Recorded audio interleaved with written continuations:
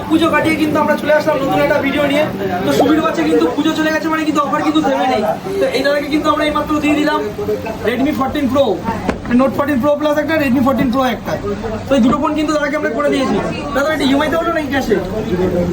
Zero down পেমেন্টে হয়েছে। তুমি কোথা থেকে এসছো? এয়ারপোর্ট থেকে এসছে কিন্তু আমাদের কাছে।